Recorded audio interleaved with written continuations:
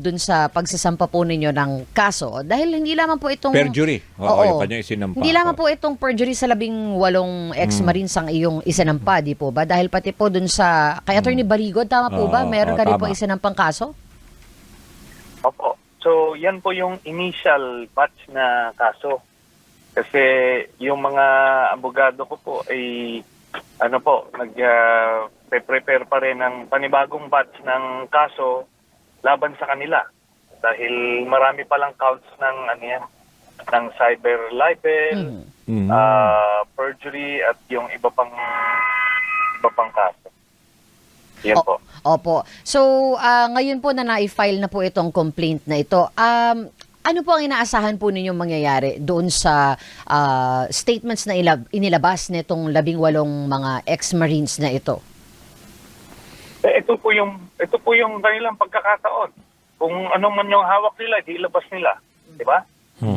They have to prove yung kanilang mga mabibigat na allegations kasi kailangan na ganito otherwise, hindi magtatanda Oho. Gano'n na lang. They will just demolish reputations. And ang pinakamabigat nito ay yung ICC processes lalagyan nila ng duda, no? Yung dudungisan nila yung integrity ng ICC investigations. Tapos nilagay pa nila sa pahamak tong mga testigo dito po sa ICC case na ito. Parang kung naalala ko ng tama, Senator Sanino, parang nag-mention din sila ng pangalan ng mga ICC members na pumunta umano dito sa ating bansa. Is that a form of pag-violate ng safety ng mga ito? Yun po. Violation niya ng Article 17 ng Rome Statute. Ngayon, kung sasabihin ng mga nakikinig sa atin na hindi na applicable sa atin yan dahil tayo ay hindi na miyembro, pero ganun po ang polisiya nila. Kahit una-una meron silang jurisdiction sa atin nung tayo ay miyembro pa 2011 to 2019 at yan ay kinatigan na ng Korte Suprema natin mismo. Nagbigay na sila ng ruling about it. Tapos kahit na hindi tayo miyembro, kahit saang parte ng mundo, pagka naging sagabal ka sa investigasyon or nalagay sa panganib yung mga investigador nila, mga testigo, ay yan ay pwede nilang kasuhan ng obstruction of justice. Sa kanila po manggagaling yan. Mayroon na mga previous cases na ganyan mismo ang nangyari. In-out nila, identify pinangalanan, binigay ang picture, pati mga testigo, pinangalanan. So, wala hong purpose yun Di ba? So, yan po ang kailangan nilang kaharapin din in the future. Pero kahapon, napanood ko yung press conference nila. Ano ho masasabi niyo? Although, di ba, parang suportado pa sila ni former Congressman Mike Defensor, tapos itong media personality, si Jay Sonsa, pero nakakagulat din. Nandun din si General Esperon, na dati rin, di ba, nakasama niyo rin yan sa military. Ano ho ba ang feeling niyo na, well, of course, these are people identified with the Duterte group, Senator? Yes. Kaya nga makikita niyo rito yung destabilization angle. Hindi lang ito ordinaryong press con o expose. Kasi, gaya nga ng mga nasabi ko, di ba ang perfect time para lumabas itong 18 na ito, kung talaga nagsasabi sila ng totoo, dapat sinabayan nila si Gutesa. Di ba? Sana nung umatras si Gutesa, di lumabas sila, pinatotohanan nila kung totoo yung sinasabi nila. Kung talaga matatapang sila yun, that was the right time. Pero ngayon nakita nyo, may mga ganito na. Ang tanong dito, magkano ba? Diba? Magkano ba ang dahilan? So, ito, pero yung paglabas nila, General Esperon, tapos itong meron ding manifesto of support na sinasabi na marami namang nagde-deny na kasama sila doon sa manifesto of support. ano talaga, this is clearly a destabilization effort. Oo. Mhm. At makokonect na natin yan dito sa simula ng impeachment Kay VP Sara. hearing. Oo. Kay Sara. Oo. So, talagang desperado na ang Duterte camp. At marami kami nakukuhang impormasyon Mhm. na Oo. talagang kampo ni Duterte ang nasa likod nitong 18 ex-soldiers na ito. Mhm. Hindi Okay. to basta-bastang kusang loob na talagang nabagabag yung kanilang konsensya. Oo. Hindi po yan. Ano po yan? Planado po yan. Mhm. Okay. Tapos ito po, sasabihin ko lang po, idagdag ko lang. Sige, Senator. Yung sinasabi nila kasing pagbantay sa ICC. Diba? Sabi nila parang kinukumbinsi nila yung mga tao kasi detalyado, no? Mm. Hindi naman lahat doon nakapagbantay pero the way they're presenting it, lahat sila, no? Kung ilan man doon. Mhm. Ang sinasabi ko nga, wala pong krimen na magbantay sa ICC. Mhm. Trabaho yan eh. Nung time na wala silang trabaho, nagkaroon sila ng trabaho, ito yun. Mhm. Ano ngayon ang masama doon? Pero dinagdagan nila ngayon ng $2 million at kung ano-anong kalokohan. Kaya nandito tayo ngayon sa kasuhan. Tingnan natin ngayon. Mhm. Pero Senator, 'di ba, sabi na rin nga ni Ombudsman Remulla na karamihan dito ay talagang before ay may mga kaso rin talaga, 6 pa yata yung mga mabibigat na mga serious cases, 'di ba? Pero ang tanong ko lang kasi, nabanggit nyo kasi kanina yung destabilization. Kasi meron na rin, lumabas isang importanteng bagong witness na haharap ito sa impeachment. Alam ko sinusundan nyo ito yung impeachment kay VP Sara. Etong kay Ramil Madriaga na meron siyang Death threat. deklarasyon ngayon na merong threat sa Oo. kanya na muntik daw siya, muntik atakein siya sa loob ng selda. Is this something na worry kayo na talagang they will go to the point na somehow to silence Madriaga para hindi makaharap? Alam niyo po, kung totoo yung Oo. pagbanta sa buhay ni Ramil Madriaga, ibig sabihin, totoo yung sinasabi nito. Di ho ba? Oo. Kasi kung hindi totoo yan, magigiba niyo yan sa cross-examination, sa vetting process. Mhm. Kaya kita niyo tong 18 na ito na nag-press con.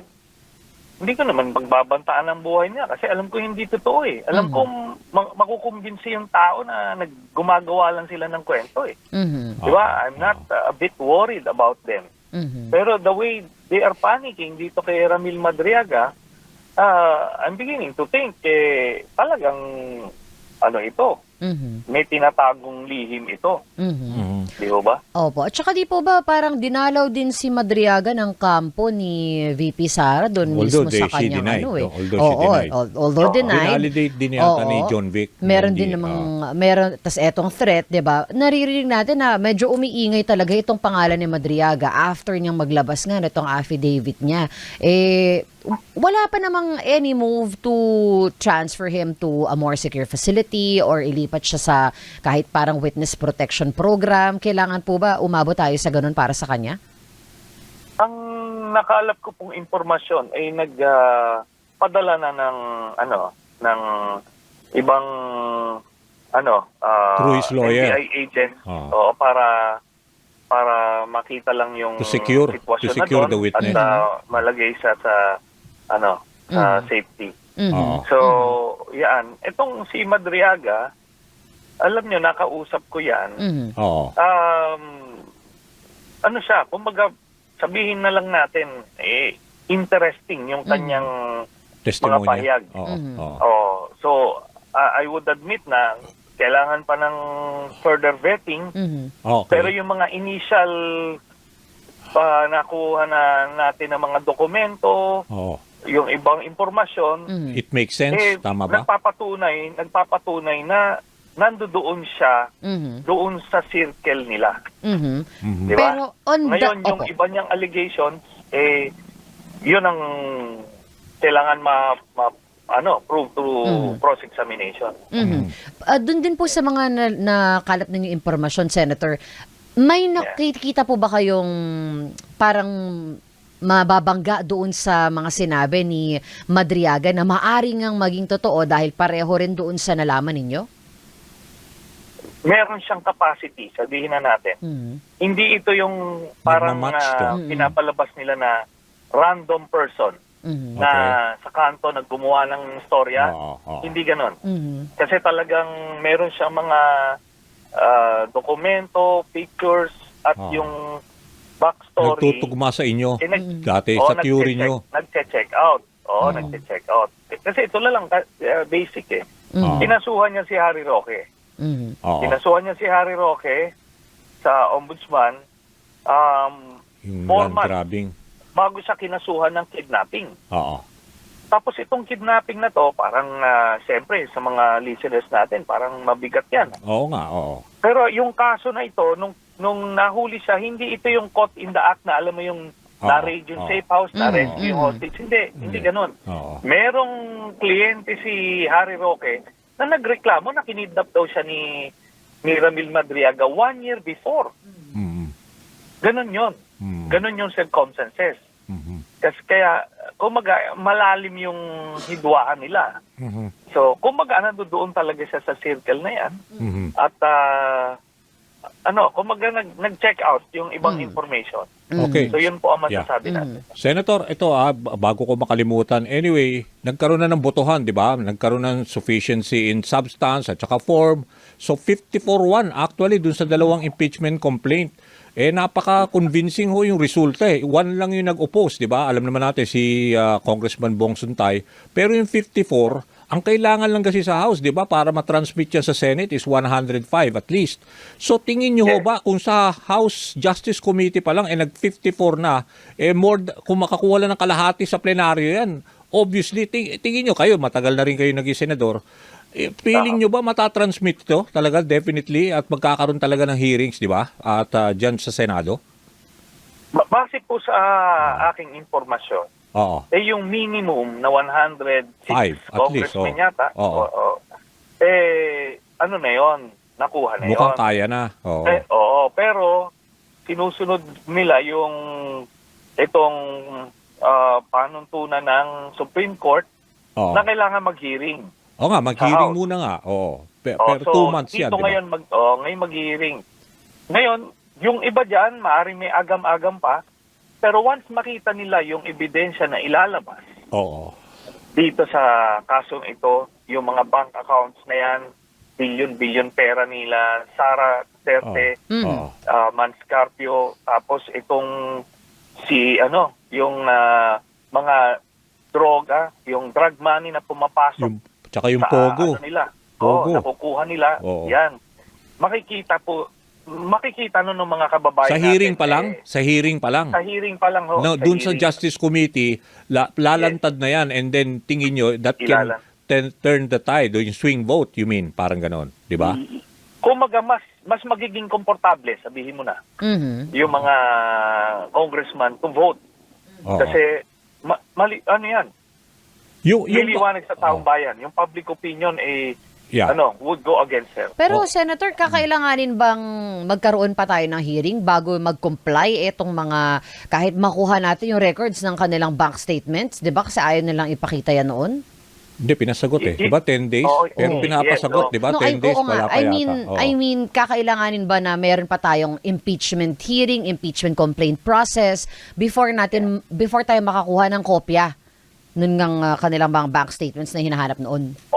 Opo, kailangan kasi ng ito ay exemption sa bank secrecy law. Okay. Kung ordinaryong mga hearing, yan, bawal yon. Pero since this is already part of the impeachment process, exempted yan, pwede nang makuha yung mga dokumento na yan. Makikita na natin.